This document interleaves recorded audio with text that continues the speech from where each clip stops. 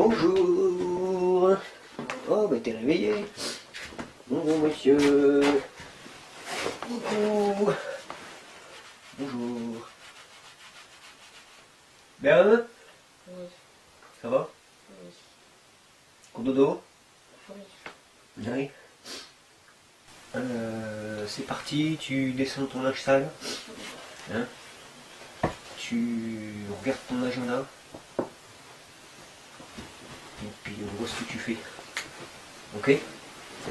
D'accord? Moi je suis par là, je fais des greffes. Eh ben, on fait des greffes, c'est le printemps, c'est la saison des greffes, de pommiers. Voilà, pour avoir de nouvelles variétés.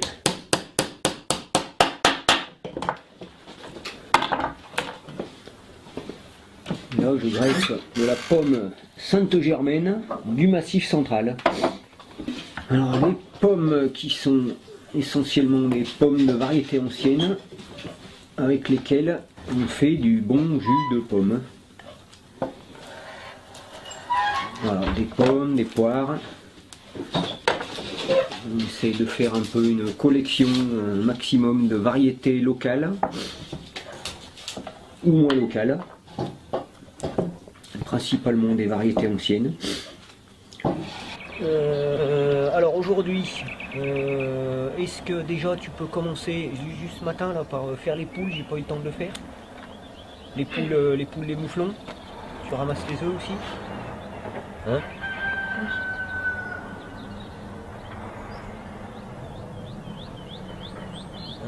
Après, moi j'ai le temps, là, je suis sur mes greffes, après on travaille un peu ensemble. On fera peut-être des maths un peu aujourd'hui. Hein, hier on n'a rien fait en maths. Et puis cet après-midi tu voulais quoi? Pêcher avec Jinko et Noam. De quoi? Pêcher avec Jinko et Noam. Tu veux pêcher avec Jinko et Noam? Eh ben allez. Ton matériel.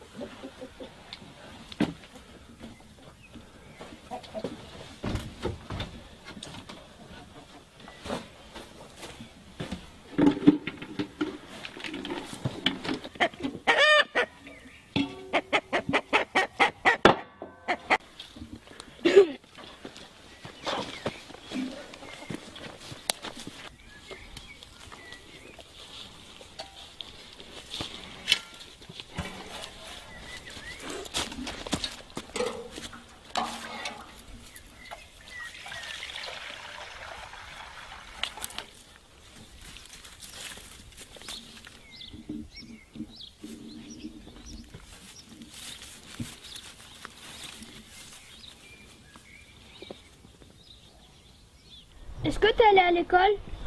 Ouais, je crois que j'ai fait 5 ans. En fait, un jour, j'ai arrêté une première fois.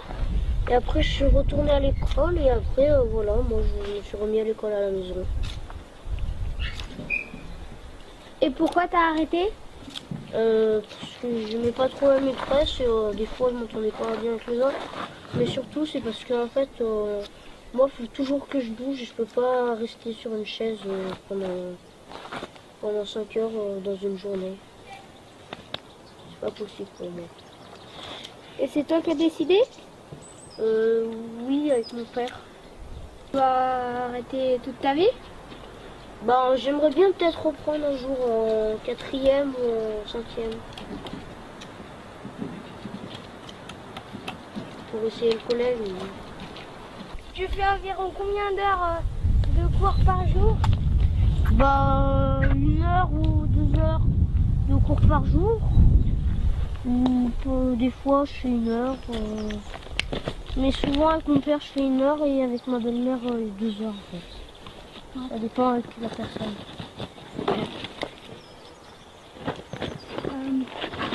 Et tu te sens heureux? Ouais, c'est cool. C'est mieux, tu te sens plus libre en fait. Ouais. Quand j'ai travaillé, je peux faire un peu ce que je veux, quoi. Je suis libre après, quoi. Je peux aller jouer, je peux aller, je sais pas, faire plein de trucs. Comme par exemple planter les fleurs. Et en fait, après, j'ai le programme de planter des fleurs, de faire la drémelle. En fait, la drémelle, c'est un outil avec quoi on peut poncer et faire plein d'autres petits trucs. Et en fait, moi, je travaille le bois avec, je fais des jolis objets. Et aussi, j'ai un projet de pêche, parce que j'aime bien la pêche. Voilà, c'est les trucs que je fais à part ça.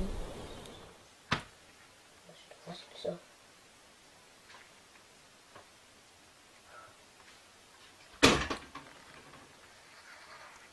C'est quoi?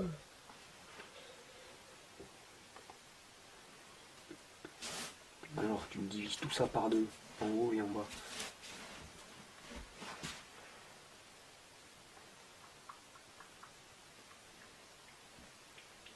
Trois quarts, ok? Un morceau, il est plus grand ou plus petit que la même barre que tu coupes en 7 morceaux. Plus grand? Fais-toi un dessin. Ouais. N'hésite pas à te faire ces dessins. Tu as une barre, une bûche, un gâteau, un paquet de bonbons, un paquet de carottes.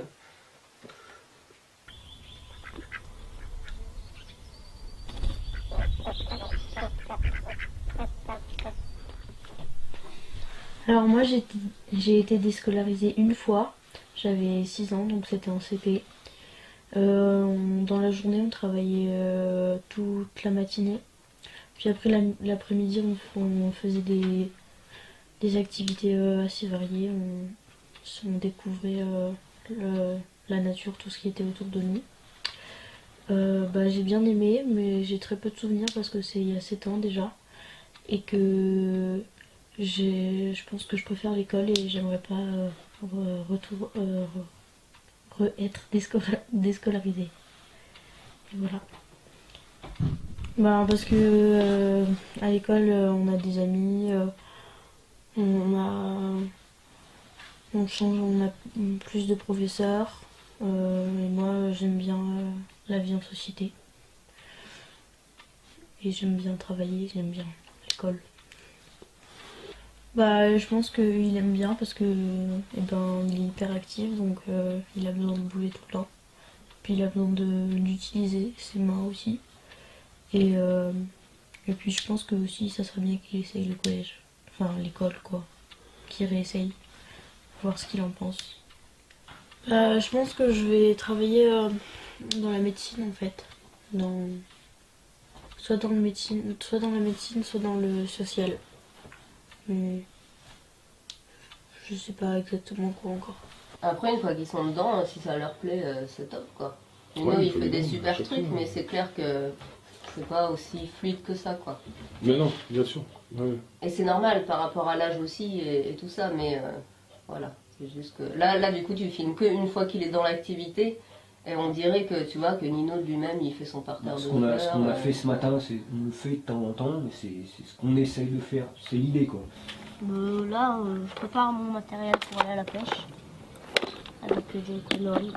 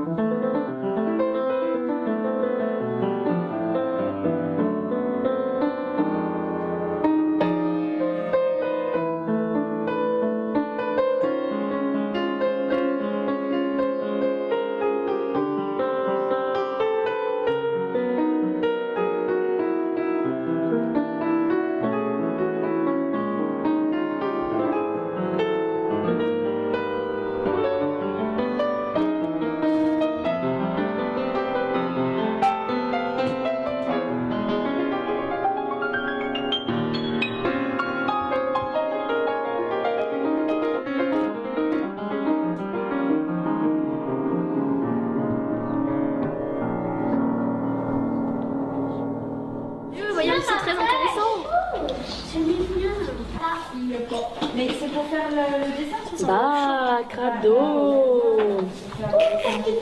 Alors, Il faudrait donc que ça sèche. Regardez. Regarde Thibaut. Tu me parlais d'une goutte d'eau. il faut que t'enlèves la couette. Si je fais comme ça. Donc ça peut vous donner une idée pour une goutte d'eau. Ça peut être pas mal. Alors si tu n'as pas, oui, tu colories, mais tu vas pas pouvoir colorier sur ça. Ça s'écarte pas trop là. Tu peux faire un exemple. Besoin d'aide, tu le dis. Un soleil. Voilà, très bien. Un soleil, regarde, Alice, elle est en train d'en faire un.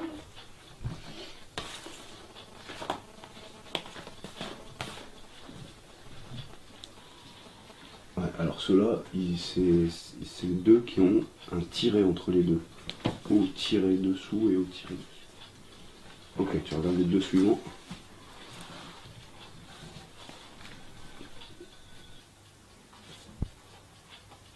Attends, attendez, auprès, aussi, et le dernier c'est aussitôt. Je vais pas regarder celui-là.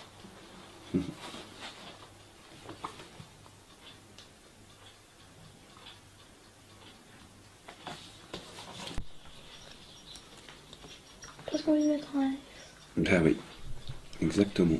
Mais les autres, je me suis tout gourée alors ça veut dire. Bah non, pas forcément. Ouais. Vas-y, fais le dernier. Course, c'est un S. Ouais. Les courses.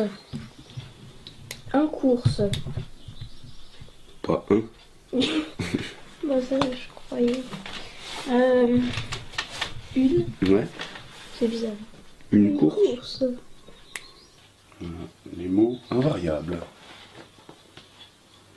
Je sais pas. À ton avis. Il y aurait deux S à la suite? Non. Bon, ça c'est bon, ça reste comme ça. Ces athlètes sont de vrais héros. Ces athlètes. Ouais. Ouais, il y a un S. Pays, c'est pareil. Un pays, regarde. Un pays, il y a un S. Des pays, il y a un S. Il change pas celui-là, il change jamais.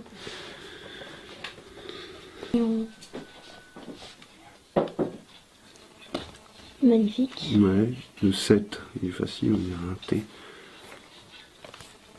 Celui-là. Ouais, super. Non, c'est quoi? Allez. Oui, c'est pas bien fait. Aléhi. C'est pas en face. Aléhi Hein. ke. Aléhi kehai. Bah, je sais pas moi. Je suis allée à l'école, mais j'aimais pas et du coup voilà. Ben, papa il était d'accord que j'aille pas à l'école et voilà. Ça fait une année en petite section Ouais. à Grozon à côté. Ouais. Je me rappelle pas pourquoi j'aimais pas moi. Mais t'aimais pas. Ouais. Et maintenant, est-ce que t'aimerais y aller? Non. Pourquoi? Bah parce que je sais pas. Bah si, il y a bien des raisons. Bah parce que je sais pas moi. C'est difficile, Ouais. le travail. Bah à l'école on fait je sais pas moi. On fait des... On fait rien. À l'école, on fait rien. Si on fait plein de trucs mais plein de trucs qui servent à rien. Quand on travaille, on fait 1 heure à peu près.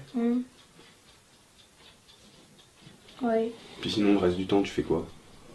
Bah, je lis et voilà. Bah, c'est bien, mais en tout cas, j'ai pas envie de faire du tout de musique. Et on fait quoi ensemble? Bah, on fait plein, enfin, on va à plein d'endroits pour faire des concerts, enfin, pas moi, mais voilà. Et on peut pas de la contrebasse et maman, du piano. T'es allé où? On est allé où ensemble avec la musique? En Suisse,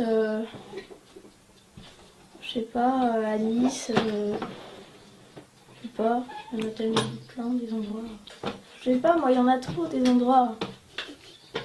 Bah, c'est vrai. Bah ouais. Au départ, ce choix-là de ne pas mettre les enfants à l'école, ça a été quand même un choix et géographique, c'est-à-dire que les écoles étaient loin, donc c'était assez compliqué les déplacements pour aller à l'école. Donc ça c'est la vie de la montagne un petit peu. Pour pas mal de gens c'est assez compliqué. Et puis il y avait surtout le fait que nous on était musiciens, on est toujours musiciens, et que les emplois du temps, les horaires, ça pouvait absolument pas coller. C'était totalement ingérable. Le fait qu'on se déplace tout le temps et puis qu'on rentre à des heures pas possibles, qu'on parte pour des longues périodes aussi, donc ça a fait que ça a motivé le choix au début.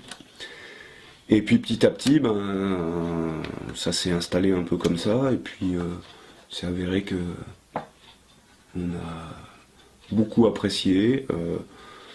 Et puis Alice s'y est bien fait aussi.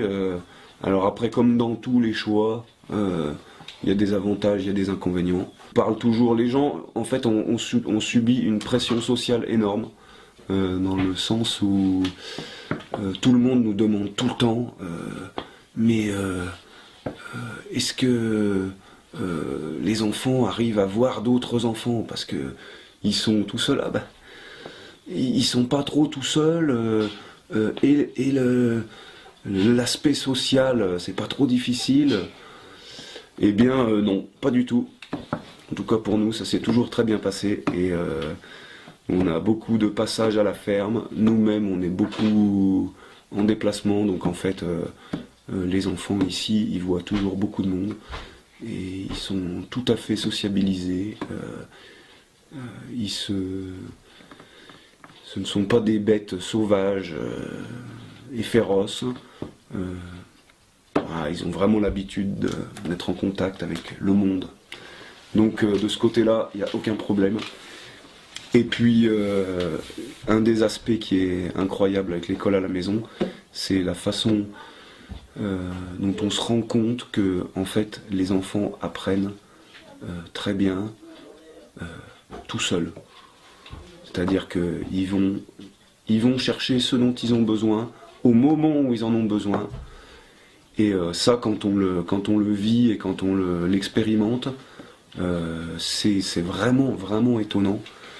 C'est-à-dire qu'ils prennent vraiment ce qu'il leur faut au moment où il le faut, sans que ça soit forcé.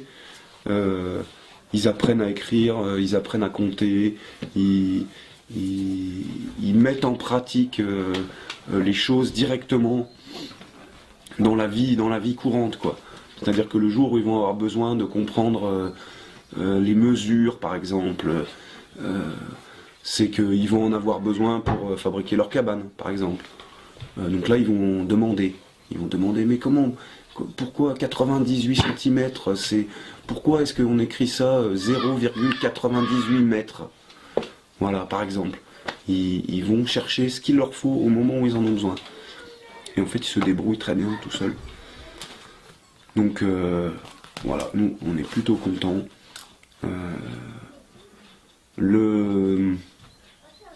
La seule chose qui peut éventuellement leur manquer, c'est vraiment le phénomène de groupe, de gros groupes, comme ça se passe à l'école ou au collège. Parfois, ça les titille et ça les questionne. Donc ils peuvent parfois être demandeurs de ça, et en même temps, comme ils ont appris à vivre et à grandir autrement, ils ont aussi un côté où ils recherchent pas forcément la masse et le groupe. C'est des enfants qui se débrouillent très bien tout seuls, qui arrivent très bien à se débrouiller aussi bien dans le quotidien que dans le pratique, que dans le concret, que dans les idées. Voilà, c'est pour ça que je dis qu'il y a des avantages, des inconvénients. C'est des questions qui arrivent à certains moments, mais de la même façon que certaines questions arrivent quand les enfants sont à l'école. Voilà. Alors, l'école à la maison, en fait, c'est un choix qu'on a pris après. Notre petite, qui est grande maintenant, elle a fait 1 an d'école en petite section. Et puis par rapport à notre organisation, parce qu'on est musicien avec François, c'était trop compliqué. Et puis elle, en même temps, elle n'a jamais non plus réclamé d'y retourner. Donc on va dire que ça tombait bien.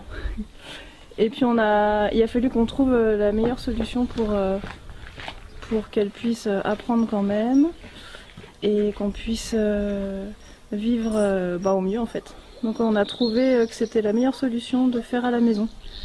On a fait un peu avec le CNED, on a essayé un peu plein de choses. Elle a fait un peu avec ses cousins aussi à la maison.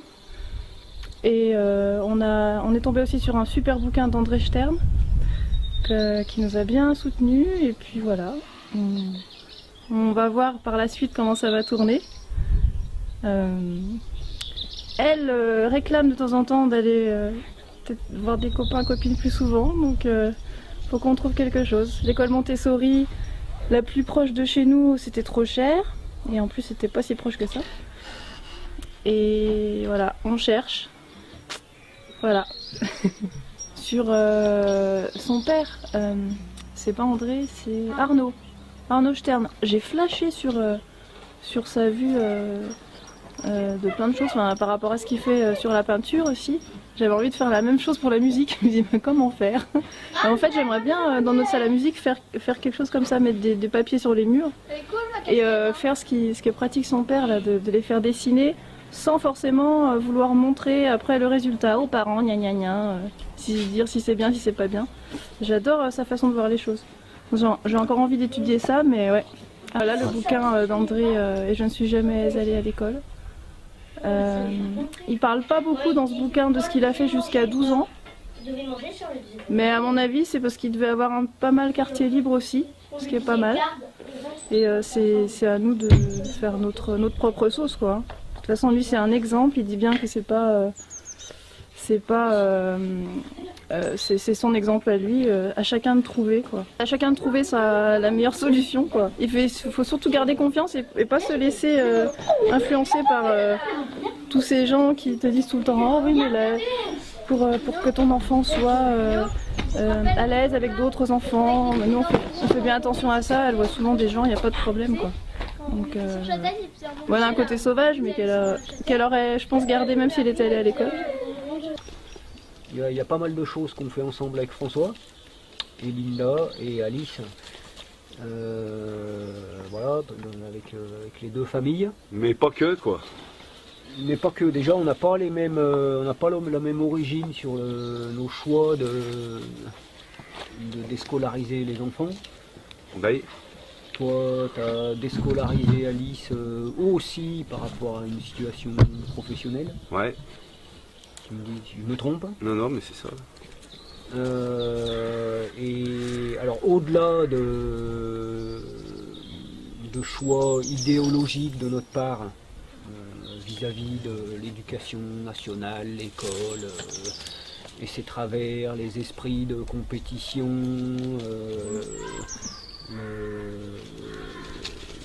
sur un regard assez critique de notre part sur un certain nombre de choses, sans jeter la pierre non plus sur tout, loin de là. Moi j'ai déscolarisé Nino il y a quelques années maintenant, par rapport surtout à un besoin de sa part. Voilà, Nino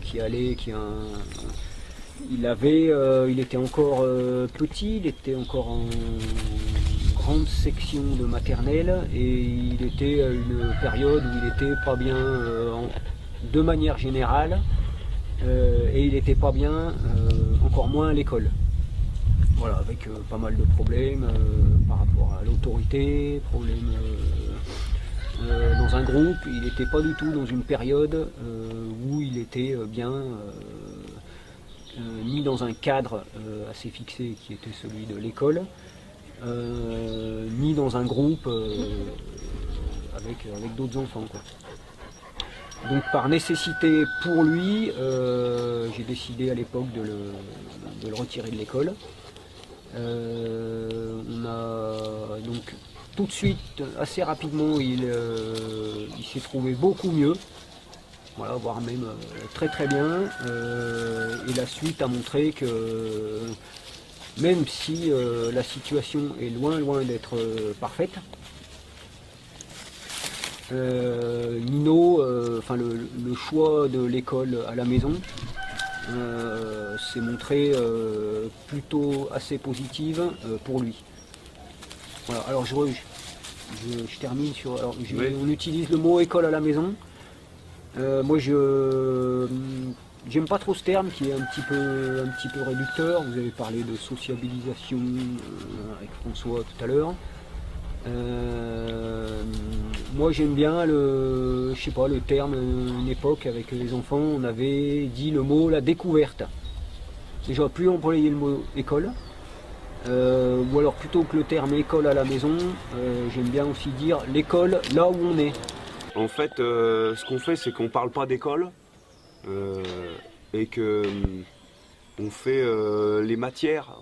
On travaille sur les matières, donc c'est-à-dire, on dit par exemple aujourd'hui, ce matin, on va faire un peu de français.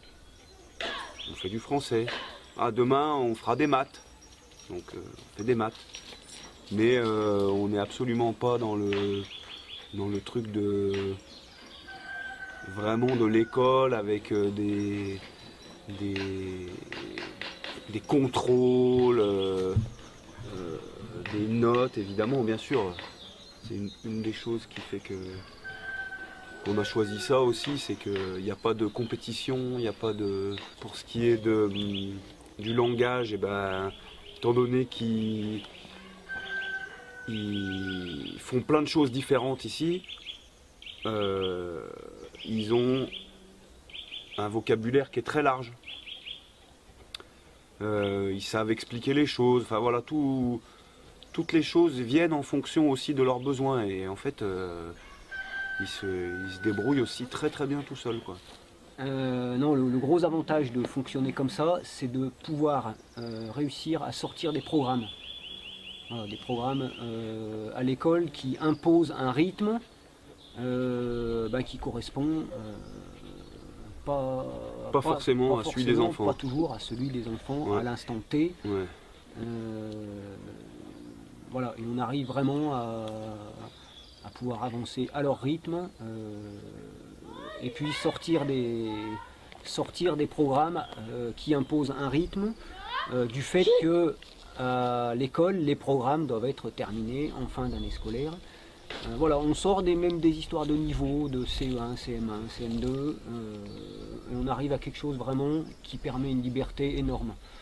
Bah, les enfants, ils sont avec nous une grande partie du temps.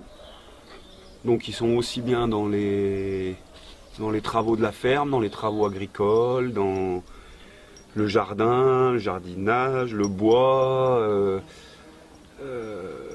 tout ce qui est les petites choses aussi, dans la vie quotidienne, donc la maison, la cuisine, tout ça, que aussi dans les concerts, dans la musique, ils ont tous des activités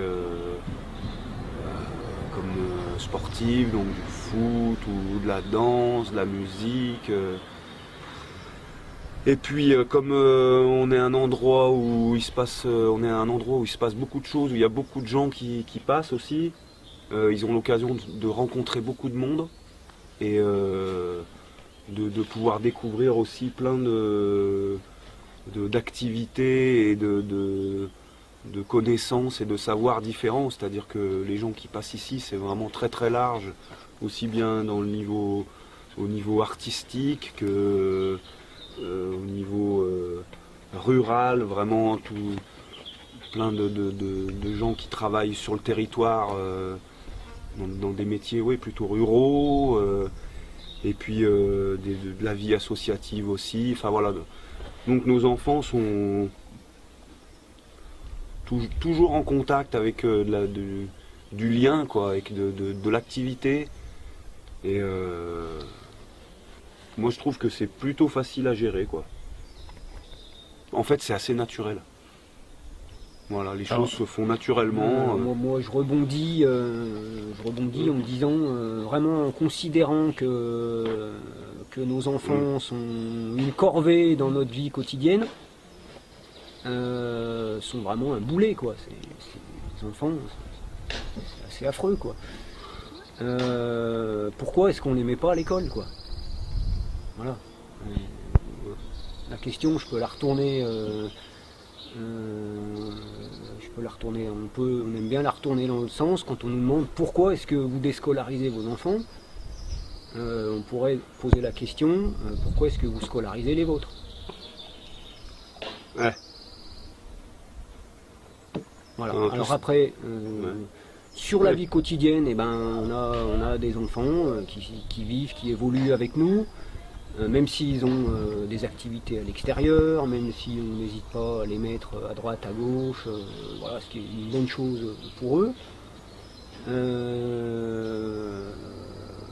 Ça demande de l'organisation, puis en fait c'est à peu près tout quoi. Ouais. Voilà, c'est juste une question d'organisation, mais l'organisation c'est pas un fardeau quoi, c'est juste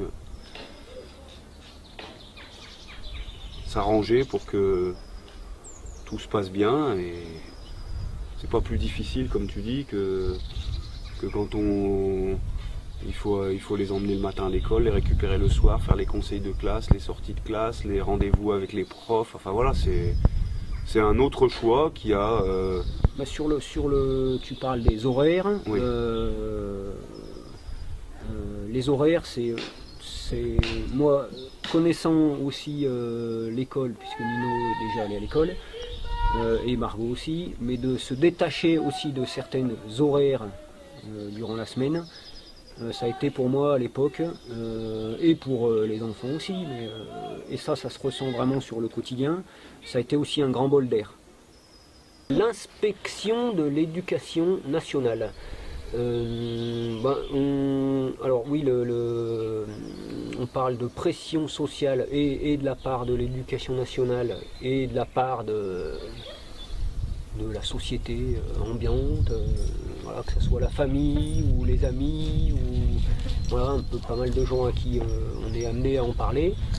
Et ben, cette pression sociale demande vraiment un effort personnel et intense pour tenir quelque chose, quoi. Alors en même temps, avec quelques années d'expérience, moi j'arrive vraiment assez facilement à me détacher de cette pression. Alors l'inspection, on sait, alors à part si nos enfants, si on se rend compte qu'à 10 ans ils ne connaissent pas 3 lettres de l'alphabet et qu'ils ne savent pas compter 2 plus 2 égale 4, l'inspection n'a aucun pouvoir légal, juridique, de nous empêcher de continuer à déscolariser nos enfants, quoi. On a une obligation d'instruction sans plus de définition et de détails sur les contenus de cette instruction. Voilà, donc enfin, personnellement, moi je suis assez serein par rapport à cette inspection qui se passe relativement bien en ce qui nous concerne d'habitude. Mais voilà, ça ne nous empêche pas de vivre, et surtout, au risque de tout gâcher le travail fait et les objectifs de cette façon de travailler, ne pas mettre la pression aux enfants. Et puis peut-être pour en profiter, pour passer un peu un message, c'est que en faisant ça, on se rend compte que 9 personnes sur 10 qu'on croise et avec qui on en parle n'ont absolument aucune idée qu'il est possible de faire ça de façon tout à fait légale et sans risquer ni d'aller en prison, ni d'être poursuivi. En fait, c'est tout à fait possible de garder ses enfants avec soi et de leur donner l'instruction soi-même. C'est tout à fait légal, c'est tout à fait possible. Et beaucoup plus facile que ce qu'on imagine. Voilà. Quand on a sauté le pas, on a fini par s'en rendre compte assez vite. C'était qu'en fait, c'était pas tant une montagne que ça. Voilà. Ça peut être l'occasion que les gens sachent.